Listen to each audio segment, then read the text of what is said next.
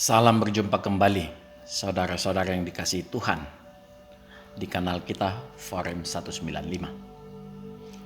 Kanal yang kita khususkan bagi orang-orang yang mau mengasihi, melayani, memuji, dan menyembah Tuhan kita, Yesus. Kita ke ayat 21-25. Lalu Tuhan Allah membuat manusia itu tidur nyenyak. Yang dimaksudkannya di sini pasti Adam. Ketika ia tidur, Tuhan Allah mengambil salah satu rusuk daripadanya, lalu menutup tempat itu dengan daging. Dan dari rusuk yang diambil Tuhan Allah dari manusia itu, dibangunnyalah seorang perempuan, lalu dibawanya kepada manusia itu. Lalu berkatalah manusia itu, "Inilah dia, tulang dari tulangku dan daging dari dagingku. Ia akan dinamai perempuan, sebab ia diambil dari laki-laki. Sebab itu seorang laki-laki akan meninggalkan ayahnya dan ibunya dan bersatu dengan istrinya, sehingga keduanya menjadi satu daging, one flesh.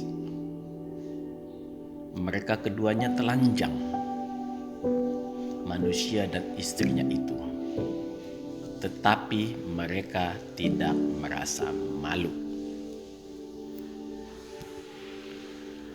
Adam mendapat tugas dari Allah memberi nama kepada semua makhluk hidup dan menaklukkan bumi. Sebenarnya penugasan ini dimaksudkan agar manusia lebih mengenal semua makhluk.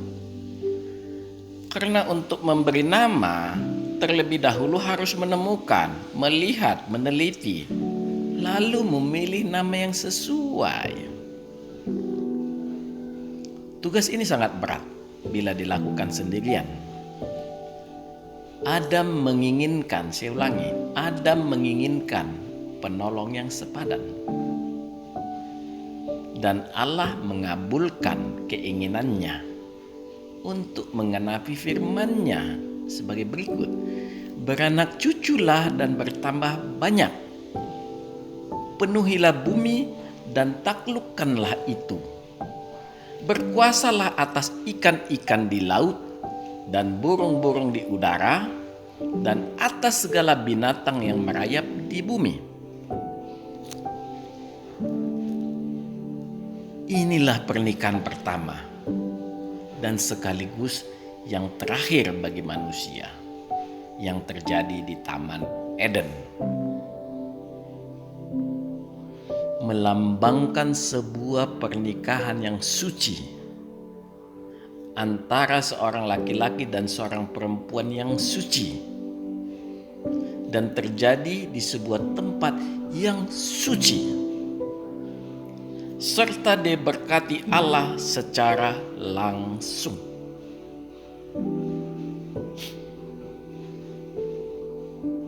Luar biasa. Taman Eden sekaligus juga menjadi saksi atas kejatuhan sepasang suami dan istri ke dalam dosa. Di sebuah tempat yang suci, karena belum pernah dijamah dosa, menjadi tempat dosa masuk ke sepasang manusia suci. Suatu hal yang menyesakkan hati. Ini adalah pembelajaran yang sangat dalam, sangat mendalam bagi kita semua. Saudara-saudara yang terkasih, mari kita melihat hal-hal yang indah di dalam permintaan Adam, yang sekaligus secara implisit Allah mengajari kita di dalam peristiwa pernikahan ini. Yang pertama, mari kita melihat sejenak kehidupan Adam sebelum ada penolong yang sepadan baginya. Adam melihat dan dia belajar bagaimana semua makhluk hidup di luar dirinya dapat saling berinteraksi antar sesamanya. Betapa indah hubungan yang terjadi. Dalam kesehariannya bekerja memberi nama kepada segala ternak, kepada burung-burung di udara, dan kepada segala binatang hutan, dia melihat baginya sendiri ia tidak menjumpai penolong yang sepadan dengan dia. Dia merasa sendirian.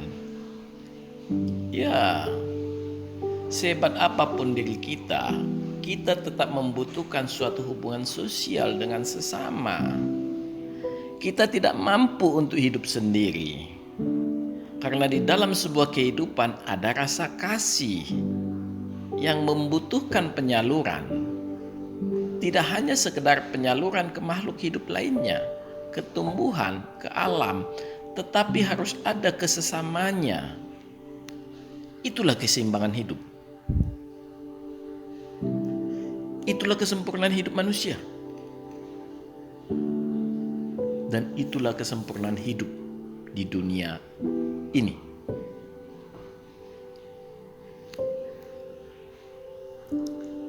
Allah kita hidup dan maha sempurna. Kasih yang melimpah di dalam diri Allah disalurkan ke anaknya yang selalu bersama dia. Anaknya, Sang Firman, membalas kasih Sang Bapa dalam suatu ikatan Roh Kudus yang menyatu dengan sempurna. Inilah kesempurnaan Allah yang membuat dia tidak membutuhkan apapun di luar dirinya. Allah kita hidup dan tidak pernah kesepian. Saya ulangin, Allah kita itu hidup dan tidak pernah kesepian. Ya, Allah tetap merepresentasikan kehidupan Allah di dalam kehidupan ciptaannya. Allah selalu mengajari kita untuk melihat ke dalam diri kita. Dia selalu menunjukkan cara yang sempurna karena kesempurnaannya. Yang kedua, kita diajarkan tentang hubungan antar sesama. Pertama sekali di Alkitab adalah dengan mengenal istilah penolong dan sepadan atau seimbang atau setara. Pengertian penolong adalah suatu tindakan interaktif. Ada kondisi saling mengisi, saling melengkapi. Artinya muncul sikap kerjasama. Dan bila semakin membesar akan menjadi komunitas sosial. Kita diajarkan untuk saling tolong-menolong. Karena perempuan yang diciptakan Allah ditujukan sebagai penolong. Penolong yang sepadan untuk Adam. Adam sekarang memiliki teman dalam bekerja, teman dalam merancang, teman dalam merencanakan, teman dalam mengerjakan, teman dalam diskusi, teman untuk saling menghibur dan menasehati, dan teman dalam segala hal. Allah memaksudkan bahwa di dalam hidup ini semua manusia adalah setara. Tidak ada kasta, tidak ada yang lebih tinggi derajatnya dalam kemanusiaan, dan tidak ada yang lebih rendah. Perbedaan hanya dalam tanggung jawab dan wewenang. Demikian juga secara gender juga sama. laki-laki dan perempuan sama. Di sini kebetulan contohnya langsung laki-laki dan perempuan. Allah memastikan itu adalah sepadan, setara, seimbang. Yang ketiga, Allah memerintahkan supaya manusia bertambah banyak, beranak cucu. Merupakan sebuah pengajaran dari sisi reproduksi dalam kesempurnaan.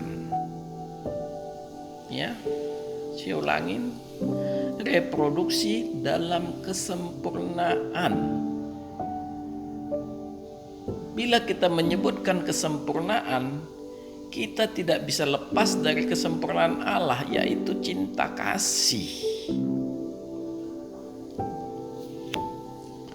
Mari kita melihat ke Alkitab mengenai pernikahan yang menyatukan seorang laki-laki dan seorang perempuan, suami dan istri. Karena kedua istilah ini sangat banyak sebenarnya tertulis di Alkitab. Mari kita tinjau.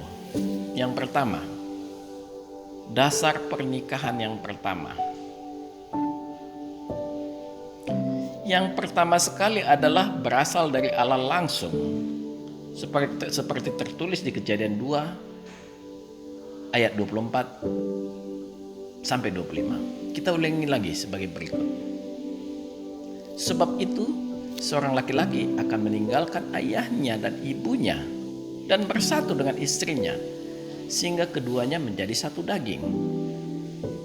Mereka keduanya telanjang, manusia dan istrinya itu, tetapi mereka tidak merasa malu.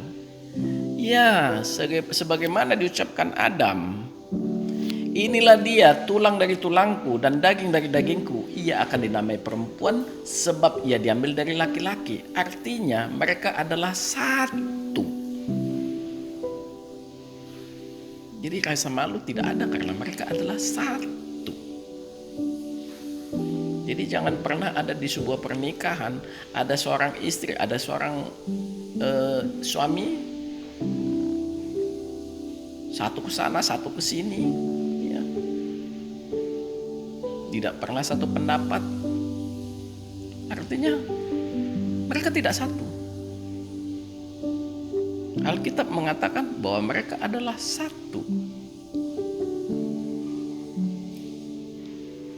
Yang kedua, dasar kedua untuk melakukan pernikahan dapat kita lihat di 1 Korintus 7 ayat 1 sampai 9. Dan sekarang tentang hal-hal yang kamu tuliskan kepadaku adalah baik bagi laki-laki kalau ia tidak kawin.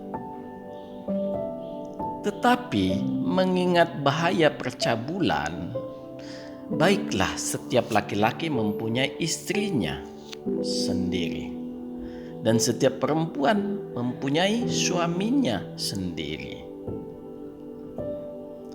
Hendaklah suami memenuhi kewajibannya terhadap istrinya, demikian pula istri terhadap suaminya. Istri tidak berkuasa atas tubuhnya sendiri, tetapi suaminya. Demikian pula, suami tidak berkuasa atas tubuhnya sendiri, tetapi istrinya. Janganlah kamu saling menjauhi, kecuali dengan persetujuan bersama untuk sementara waktu, supaya kamu mendapat kesempatan untuk berdoa. Sesudah itu, hendaklah kamu kembali hidup bersama-sama, supaya iblis jangan menggodai kamu, karena kamu tidak tahan bertara. Hal ini kukatakan kepadamu sebagai kelonggaran, bukan sebagai perintah. Jadi tentang ayat yang barusan ini bukan berupa sebagai perintah, tapi keringanan. Ya. Namun demikian, alangkah baiknya kalau semua orang seperti aku. Tetapi setiap orang menerima dari Allah karunia-Nya yang khas, Yang seorang karunia ini, yang lain karunia itu. Tetapi kepada orang-orang yang tidak kawin dan kepada janda-janda aku anjurkan, supaya baiklah mereka tinggal dalam keadaan seperti aku. Tetapi kalau mereka tidak dapat menguasai diri, baiklah mereka kawin. Sebab lebih baik kawin daripada hangus karena hawa nafsu. Yang ketiga, tuntunan bagi yang telah melakukan pernikahan dapat kita lihat di 1 Korintus 7 ayat 10 sampai 16. Kepada orang-orang yang telah kawin, bukan aku, tetapi Tuhan perintahkan, supaya seorang istri tidak boleh menceraikan suaminya. Dan jikalau ia bercerai, ia harus tetap hidup tanpa suami atau berdamai dengan suaminya. Dan seorang suami tidak boleh menceraikan istrinya. Kepada orang-orang lain, aku, bukan Tuhan, katakan, kalau ada seorang saudara beristrikan seorang yang tidak beriman, dan perempuan itu mau hidup bersama-sama dengan dia, janganlah saudara itu menceraikan dia. Dan kalau ada seorang istri bersuamikan seorang yang tidak beriman, dan laki-laki itu mau hidup bersama-sama dengan dia, janganlah ia menceraikan laki-laki itu. Karena suami yang tidak beriman itu dikuduskan oleh istrinya, dan istri yang tidak beriman itu dikuduskan oleh suaminya. Andai kata tidak demikian, niscaya anak-anakmu adalah anak cemar. Tetapi sekarang mereka adalah anak-anak kudus. Tetapi kalau orang yang tidak beriman itu mau bercerai, biarlah ia bercerai. Dalam hal yang demikian, saudara atau saudari tidak terikat. Tetapi Allah memanggil kamu untuk hidup dalam damai sejahtera. Sebab bagaimanakah engkau mengetahui, hai istri-istri, apakah engkau tidak akan menyelamatkan suamimu? Atau bagaimanakah engkau mengetahui, hai suami, apakah engkau tidak akan menyelamatkan istrimu? Ada konsekuensi dari istri atau suami yang tidak beriman untuk menyelamatkan pasangannya yang tidak beriman. Mendidiknya dalam Kristus dengan teladan, sehingga pasangannya menjadi beriman kepada Kristus. Yang keempat, mengenai perceraian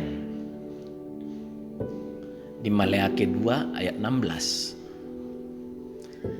Sebab aku membenci perceraian, firman Tuhan Allah Israel, juga orang yang menutupi pakaiannya dengan kekerasan, firman Tuhan semesta alam. Maka jagalah dirimu dan janganlah berkhianat.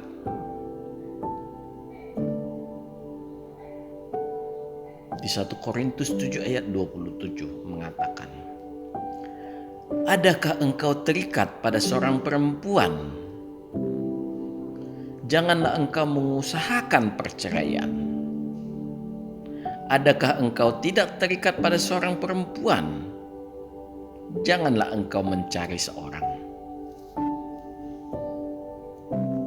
Ayat yang kita ambil dari Maleakhi 2 ayat 16 ini, kita adopsi berkaitan dengan pengkhianatan. Meskipun konteksnya bisa diartikan tidak selalu dalam perceraian suami dan istri. Kedua ayat di atas menunjukkan betapa Allah menutup celah. Saya ulangin, Allah menutup celah dengan menegur hati kita supaya jangan main-main Jangan memulai api berupa dosa zina. Sebagaimana Nabi Maleaki mengingatkan kita akan jati diri kita dengan berkata, bukankah Allah yang esa menjadikan mereka daging dan roh? Dan apakah yang dikehendaki kesatuan itu? Keturunan ilahi. Jadi jagalah dirimu. Kitab-kitab Injil mengingatkan mengenai zina. Mari kita melihatnya dari Matius 5 ayat 32. Tetapi aku berkata kepadamu, setiap orang yang menceraikan istrinya kecuali karena zina, ia menjadikan istrinya berzina. Dan siapa yang kawin dengan perempuan yang diceraikan, ia berbuat zina.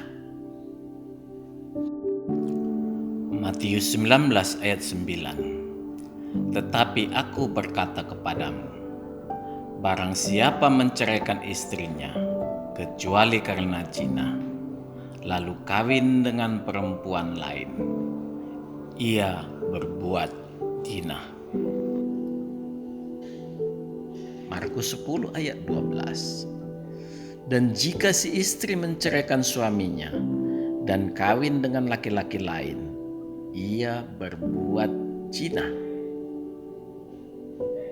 Yang terakhir kita ambil dari Lukas 16 ayat 18. Setiap orang yang menceraikan istrinya lalu kawin dengan perempuan lain, ia berbuat zina. Dan barang siapa kawin dengan perempuan yang diceraikan suaminya, ia berbuat zina. Yang kelima, bagaimana bersikap dalam perkawinan kudus? Rumah tangga orang Kristen juga tidak selalu penuh damai dan sukacita. Semua diakibatkan oleh dosa. Meskipun demikian, pembaharuan Allah pada manusia membuat manusia dapat menyikapi hidup berkeluarga dengan menghindari pertengkaran yang bisa berakibat dosa. Semua harus kembali ke fungsi awal. Kedudukan suami ditempatkan Allah sebagaimana di penciptaan awal. Seorang suami adalah kepala keluarga yang harus memberi perlindungan kepada seluruh anggota keluarga secara jasmani dan spiritual. Kristuslah kepala jemaat. Sebagaimana Kristus mengasihi jemaat, demikian juga seorang suami mengasihi istri dan keluarganya. Inisiatif mengasihi berawal dari Kristus. Kita harus ingat itu. Inisiatif mengasihi berawal dari Kristus. Demikian juga inisiatif mengasihi istri dan keluarga harus berawal dari suami. Bila ada ketidaksepahaman dalam bentuk apapun di dalam rumah tangga, suami harus ingat kepada inisiatif Kristus ini dalam mengasihi.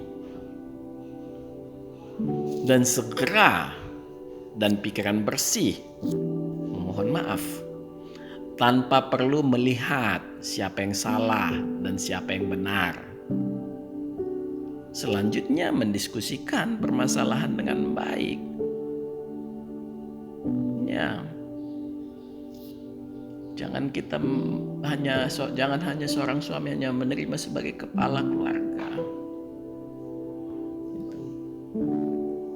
Kristus di sini memberikan sebuah contoh, dia kepala jemaat. Sebagai kepala jemaat, inisiatif selalu datang daripada Kristus untuk memberikan kasih. Inilah sebagai yang harus dipakai suami sebagai contoh. Dia kepala keluarga, kepala istri. Dia yang harus lebih dahulu memberikan kasih. Seorang istri haruslah tetap mengingat kedudukannya sebagaimana di penciptaan awal. Dia harus sebagai penolong yang sepadan. Bila seorang suami memohon maaf, harus dengan sukacita menyambut dan mendiskusikan setiap permasalahan. Di dalam kerumitan kehidupan yang penuh beban berat seperti saat ini, seorang istri dapat lebih responsif, bertindak sebagai penolong suami. Dituntut seorang istri lebih respon, karena dia adalah penolong bagi suaminya. Di banyak ayat Alkitab banyak nasihat dan puja-puji kepada istri. Sebagaimana firman Tuhan, "Hai istri, tunduklah kepada suamimu seperti kepada Tuhan." Karena suami adalah kepala istri, sama seperti Kristus adalah kepala jemaat. Dialah yang menyelamatkan tubuh. Karena itu, sebagaimana jemaat tunduk kepada Kristus, demikian jugalah istri kepada suami dalam segala sesuatu. Bagaimanapun juga bagi kamu masing-masing berlaku, kasihilah istrimu seperti dirimu sendiri, dan istri hendaklah menghormati suaminya. Ya, memang ini adalah suatu tuntutan kerendahan hati seorang istri. Meskipun suaminya bukanlah orang yang benar sekalipun. Sebagaimana dikatakan Rasul Petrus di dalam 1 Petrus 3 ayat 1. Demikian juga kamu, hai istri-istri, tunduklah kepada suamimu, supaya jika ada di antara mereka yang tidak taat kepada firman, mereka juga tanpa perkataan dimenangkan oleh kelakuan istrinya. Jika mereka melihat bagaimana murni dan salehnya hidup istri mereka. Ya, kemuliaan seorang istri dapat memenangkan banyak perkara bila menjalankan fungsinya sebagai penolong yang sigap responsif. Berikut ini kita bisa melihat keagungan istri yang terhormat dari kitab Amsal 31 ayat 10 sampai 28 dan ayat 30. Istri yang cakap, siapakah akan mendapatkannya? Ia lebih berharga daripada permata. Hati suaminya percaya kepadanya. Suaminya tidak akan kekurangan keuntungan. Ia berbuat baik kepada suaminya dan tidak berbuat jahat sepanjang umurnya. Ia mencari bulu domba dan rami dan senang bekerja dengan tangannya. Ia serupa kapal-kapal saudagar. Dari jauh ia mendatangkan makanannya.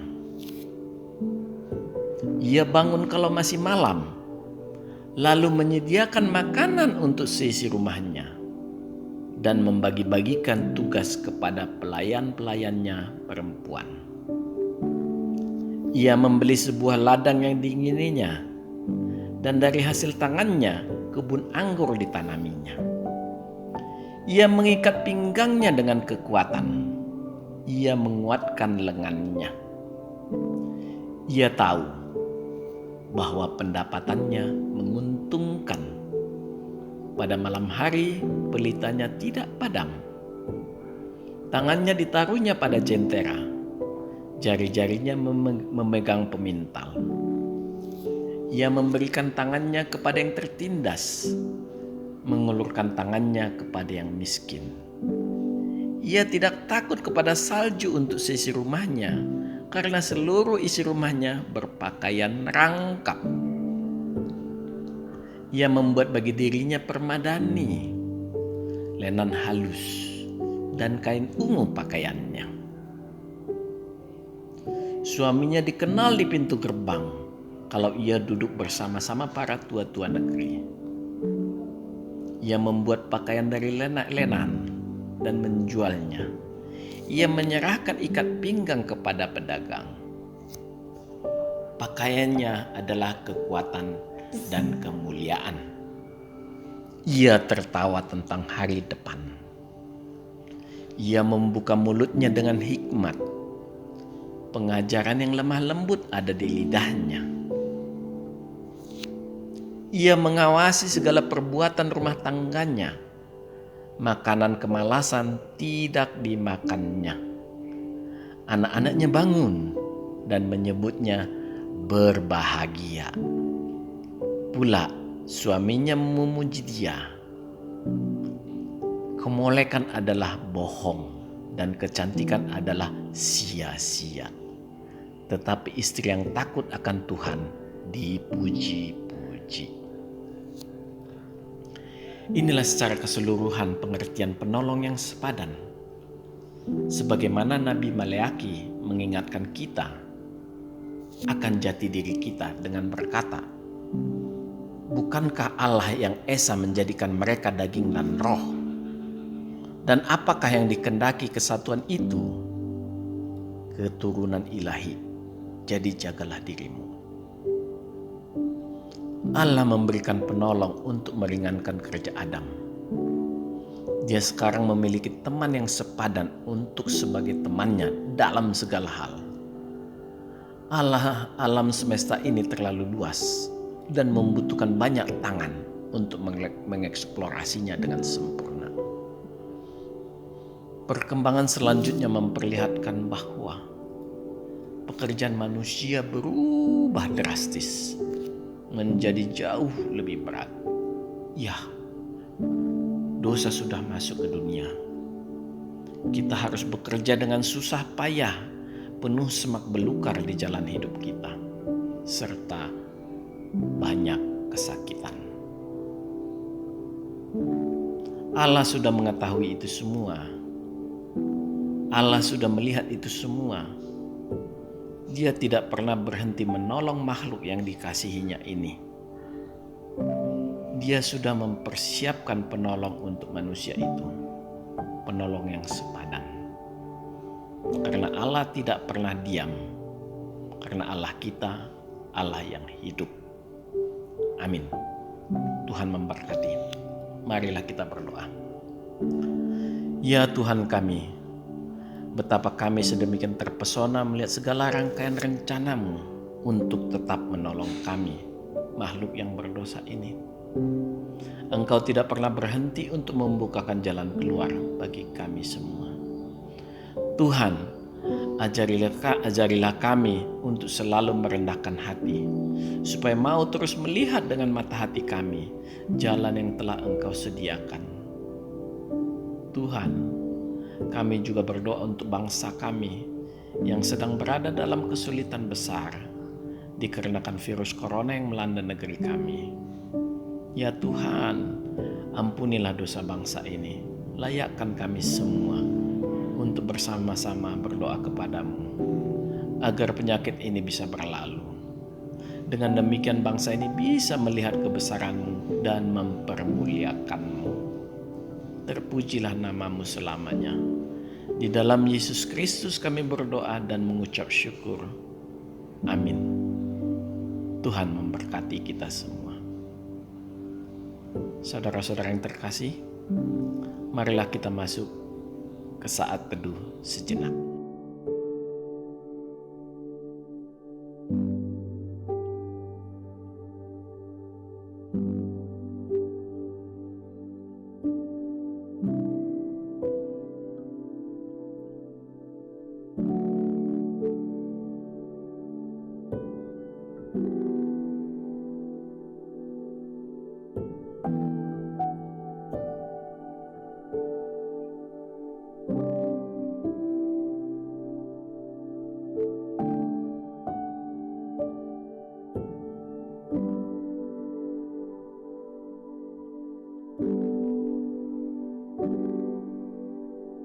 Tuhan.